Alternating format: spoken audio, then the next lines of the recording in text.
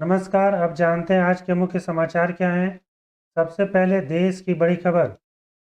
प्रधानमंत्री नरेंद्र मोदी ने नई दिल्ली में चिली के राष्ट्रपति गैब्रियल बोरिक फोंट से मुलाकात की और दोनों नेताओं ने दोनों देश के संबंधों पर विस्तार से बातचीत की।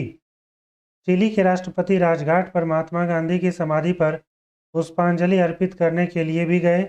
आपको बता दें कि चिली के राष्ट्रपति 5 दिन की यात्रा पर भारत आए हैं। अब एक नज़र राज्यों पर भी। अभी तमिलनाडु जैसे राज्यों में हिंदी भाषा को लेकर विवाद चल रहा है और इसी विवाद की आलोचना करते हुए मुख्यमंत्री योगी ने कहा कि इसे राजनीतिक नेताओं द्वारा अपने हितों को साधने के लिए हवा दी जा रही है। मुख्यमंत्री ने उत्तर प्रदेश के शिक्षा प्रणाली में तमिल, तेलुगु, मलयालम, कन्नड़, बंगाली और मराठी भाषा को शामिल करने के प्रयास का उल्लेख करते हुए सवाल किया कि क्या कई भाषाओं को अपनाने से राज्य का कद कम हुआ है। उन्होंने जोर देकर कहा कि इन भाषाओं को शामिल करने से रोजगार के अवसर मिलते हैं। फरीदाबाद नगर निगम के द्वारा मंगलवार को गुरुग्राम रोड पर अतिक्रमण हटाने के लिए अभियान चलाया। नगर निगम ने करीब 150 दुकानों के आगे से अतिक्रमण हटा दिया। नोटिस दिए बिना तोड़फोड़ करने पर लोगों ने हंगामा किया। आपको बता दें कि दुकानदारों के अतिक्रमण से यहां से निकलने वाले वाहन चालकों को परेशानी हो रही थी। उत्तर प्रदेश के सरकारी अस्पतालों में अब बिना कारण के कोई प्रवेश नहीं कर पाएगा। इन अस्पतालों के वार्डों में अगर किसी को प्रवेश करना है तो सबसे पहले उसे पास लेना होगा और पास के जरिए ही एंट्री दी जाएगी। इस काम को हथियारबंद सुरक्षा कर्मियों की मदद से अमल में लाया जाएगा। इस संबंध में शासन ने सभी चिकित्सा अधीक्षकों को निर्देश जारी कर दिया है। उत्तर प्रदेश के मथुरा थाना हाईवे पुलिस ने एक फर्जी असिस्टेंट कमांडेंट को गिरफ्तार किया है। इस फर्जी असिस्टेंट कमांडेंट के ऊपर नौकरी का झांसा देकर महिलाओं का शोषण करने और नौकरी के नाम पर लोगों से ठगी करने का आरोप है। आरोपी सोशल मीडिया पर भी वर्दी पहनकर फोटो और रील डालकर लोगों को जाल में फंसाता था। नालंदा विश्वविद्यालय के बाद एक और प्राचीन विश्वविद्यालय को जिंदा किया जा रहा है। यह विश्वविद्यालय बिहार के भागलपुर जिले में है और जिसका नाम है विक्रमशिला विश्वविद्यालय।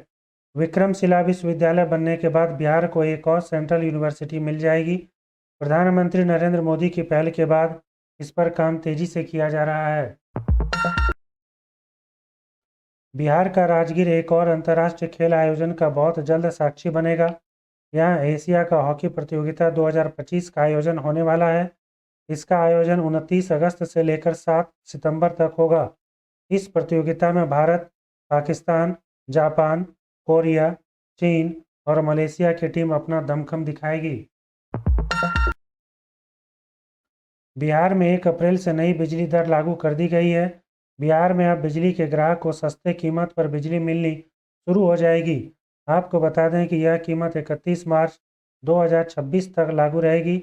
नई दर लागू होने के साथ ही राज्य के ग्रामीण इलाकों में रहने वाले लोग जो लघु उद्योग और कुटीर उद्योग चलाते हैं उन्हें 54 पैसे प्रति यूनिट सस्ती बिजली मिलनी शुरू हो जाएगी। वहीं वैसे उपभोक्ता जिसने स्मार्ट प्रीपेड मीटर लगा रखा है ऐसे उपभोक्ताओं को 25 पैसे प्रति यूनिट सस्ती बिजली मिलेगी। पटना जिले के बाढ़ थाना के अंतर्गत एक केमिकल फैक्ट्री में अचानक आग लग गई। इसके बाद केमिकल से भरे प्लास्टिक के कई ड्रम में एक के बाद एक धमाके होने लगे। इससे आग की लपटें करीब 200 फीट से अधिक ऊंचाई तक पहुंच गई। इस धमाके से पूरे इलाके में दहशत की स्थिति है। दिल्ली, उत्तर प्रदेश, राजस्थान के साथ साथ अन्य राज्यों से बद्रीनाथ, केदारनाथ, उत्तराखंड 4 धाम यात्रा पर आने वाले तीर्थयात्रियों के लिए एक बड़ी जानकारी सामने आई है। गंगोत्री, यमुनोत्री सहित 4 धाम में टैक्सी चलाने वाले अगर मनमाना किराया वसूलते हैं तो उत्तराखंड सरकार की ओर से सख्त एक्शन लिया जाएगा। आपको बता दें कि एक धाम से लेकर चारों धामों के दर्शन के लिए टैक्सी का किराया तय किया गया है। श्रद्धालुओं से मनमाना किराया लेने पर टैक्सी संचालकों का परमिट भी कैंसिल किया जा सकता है। उत्तराखंड में चारों धामों के कपाट खोलने की तारीखों का ऐलान किया जा चुका है। तारीखों के ऐलान के साथ ही सरकार की ओर से 4 धाम की यात्रा की तैयारियां तेज हो चुकी हैं। छत्तीसगढ़ की जनता को खुशखबरी दी जा रही है। छत्तीसगढ़ सरकार ने पेट्रोल की कीमत में कमी करके जनता को राहत दी है। 1 अप्रैल से पेट्रोल के दाम 1 रुपये प्रति लीटर कम कर दिए गए हैं। पेट्रोल की कीमत में तो मामूली कमी की गई है, लेकिन फिर भी लोगों के चेहरे पर खुशी है। कर्नाटक की सरकार ने डीजल की कीमत को बढ़ा दिया है। राज्य सरकार ने 1 अप्रैल को डीजल पर बिक्री कर में 3% की वृद्धि करने का निर्णय लिया है और इस निर्णय के बाद डीजल पर कर्नाटक बिक्री कर 18.4% से बढ़ाकर 21.17% कर दिया गया है।